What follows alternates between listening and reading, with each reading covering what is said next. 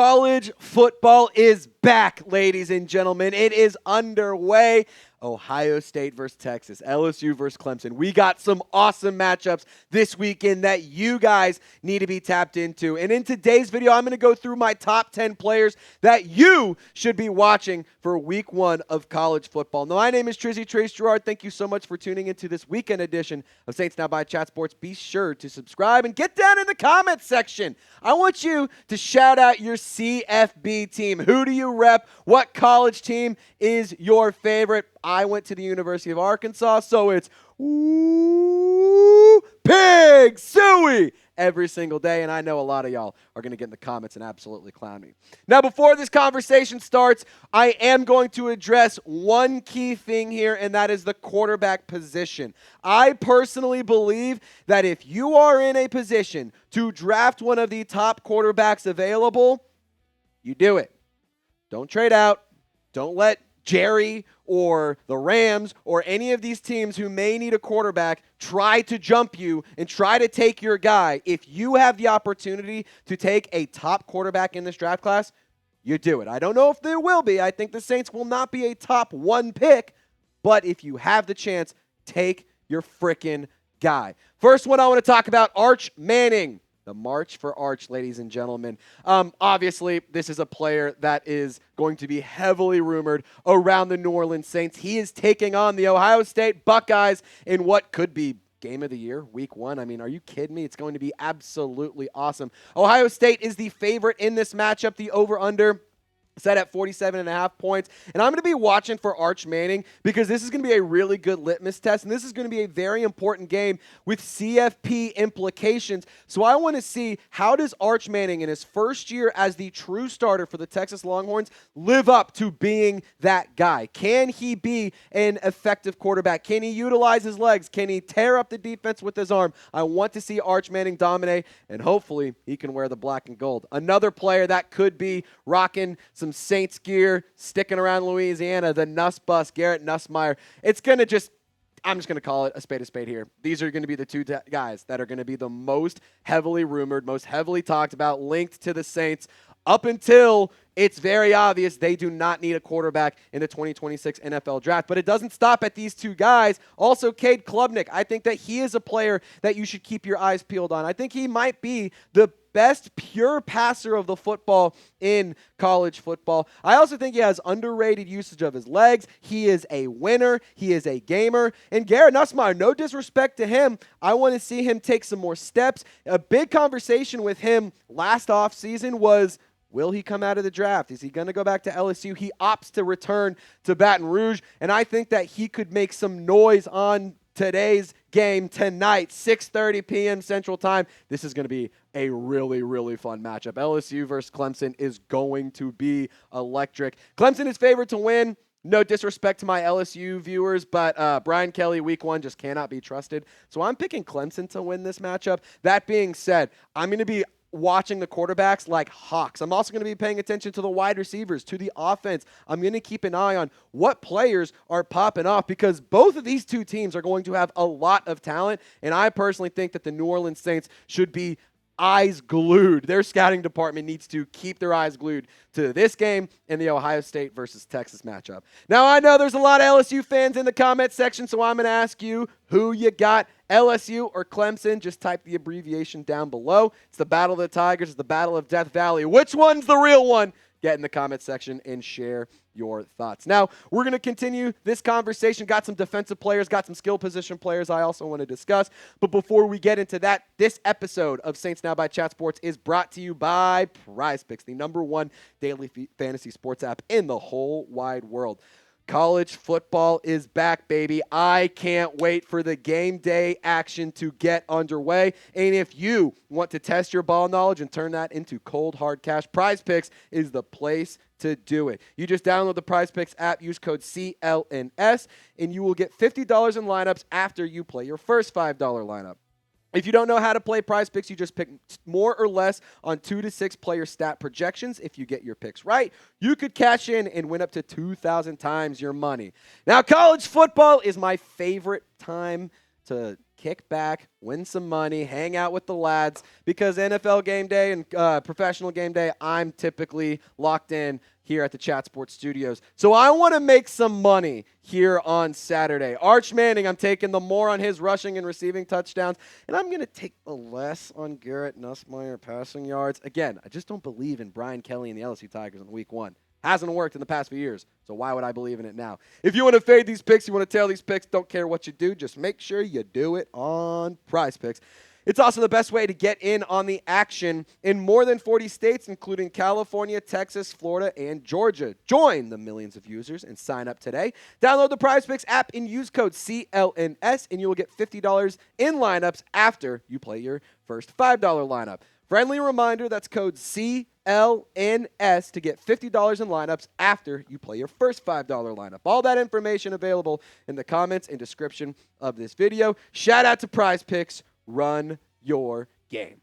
All right, let's move to some skill position players. Quarterbacks, obviously, going to keep my eyes peeled on here, but I want to hone in first on Denzel Boston. This is a player that I think the New Orleans Saints should be heavily considering in round 1 of the 2026 NFL draft. Look at the bio on this cat. 6'4", 209 pounds. New Orleans Saints could massively benefit from bringing in a big-bodied wide receiver like him. You obviously traded for Devon Vele, 6'5", 210 pounds, but he's a little bit older. He's only going into his second year of professional football. That being said, he went on a mission, I believe, which is why he is so old for his age. But Denzel Boston, pretty productive player. I really, really like the size profile. That's a guy that I think could be really effective in the New Orleans Saints offense. Let's go to the tight end position, because I'm not sold that the tight end position is set for the foreseeable future. Let's call a spade here. You're going to need to find a way to improve that position. Juwan Johnson is going to need to take big steps. Foster Moreau, he's going to need to get healthy and stay on the field. But I don't think you should shy away from seeking out an option in Max Clare. Really quick, I want to talk about Max Clare, and then could we go back to Denzel Boston? I forgot to talk about some notes around that. But Max Clare, he is a complete tight end. And there's obviously a Eli Stowers who's worth mentioning, the tight end in Vanderbilt. I don't necessarily think that Diego Pavia is a great quarterback. I think that he's awesome for college football, super exciting. But I do think that the New Orleans Saints could benefit from bringing in a true, complete tight end. He's effective as a blocker. He's effective as a receiving threat. I think that the Saints should definitely consider the tight end position. But going back to Denzel Boston, forgot to mention these notes, guys. He's really, really effective in timing-based offenses, thrives when he's targeted from 15 to 25 yards in that kind of range. And he's a physical boundary wide receiver that could also be a big threat in the red zone. And for what it's worth, this play right here complements the speedy wide receivers that in general, but the New Orleans Saints right now have a ton of speed in the wide receiver room. So I think that he could be a good complement to potentially bring in. Keep your eyes peeled on Denzel Boston. Now, I want to talk about offensive line. I'm not mentioning any guys on the offensive line, because just going to say my opinion here. I'm tired of it. I understand the importance of it. I appreciate the Saints for investing in the offensive line. That being said, I want somebody whose jersey I can buy. I want somebody who I can get excited for. I want somebody who's going to be giving me highlights throughout the preseason and throughout the regular season. Give me something to be pumped up about in April, so that way I can be excited all the way until game day in September. So I understand the importance of offensive line. The Saints have done a lot of that investment. Every single one of their players on the offensive line is either a first or a second-round pick. Eric McCoy is a second-round pick, and he is one of the best centers in the league, if not number one. So, again, I understand the importance. I appreciate the Saints for doing it, but I am siding with go get a fun skill position player or a defensive star. Football is almost here for the New Orleans Saints. It's back for college football, but game day for the black and gold is also almost here. I encourage you to subscribe to the channel. That way you don't miss out on any of the fun, because we're going to be doing a lot of awesome content throughout the season. I'm going live every single game day, and I'm also going to be doing a ton of fun content every single week, weekly previews, 2 live shows a week. So I highly encourage you to subscribe and join our squad. That way you don't miss out on the fun. Now, Jordan Tyson, another wide receiver to keep your eyes on. Look, the Arizona State Sun Devils definitely missed him in the college football playoff last year. He was fairly productive, 6'2", 200 pounds. It's not going to be something that you're like, oh my God, I need that. But take it from me. I grew up in the DFW area. Guys from Allen, Texas are really good, unless your name's Kyler Murray, because I can pick you off. But Jordan Tyson, I'll tell you what, I'd have a hard time guarding him. 1,000 yards last season, 75 catches, 10 touchdowns for the Sun Devils. I think that the Saints should be always looking to add wide receivers. They should be always looking to bring in more talent. They did not draft a wide receiver in the 2025 NFL draft. In 2026, that needs to change because you're going to have decisions to make for contracts for Chris Olave, for Rashid Shaheed. You have a lot of dudes that you may need to end up cutting, or you may need to get more out of. Bub Means, he hasn't put together a healthy season yet. He hasn't been totally available. I like him, but his best ability is availability. So there is decisions to be made, and there's upgrades that can be had in the wide receiver room. That's why I think Jordan Tyson is another player to keep your eyes peeled on. Let's go to the defensive side of the football. Caleb Downs, the safety out of Ohio State. Look, I really, really like what the New Orleans Saints have in their defensive back room, but I'm not necessarily sold that the black and gold are going to be in the draft position 1, 2, or 3. So if you're going best player available, Caleb Downs is a guy that could be that spot. And look, Justin Reed, Julian Blackmon, really exciting players, but why not get another dog to line up long-term next to Jonas Sanker that can learn from a very quality veteran in Justin Reed? I think that he could be a really good addition to this defense, and I think that Caleb Downs is going to be a really exciting player. Really pumped to watch him go against the Texas Longhorns here this morning. Keldrick Falk, the edge rusher out of Auburn.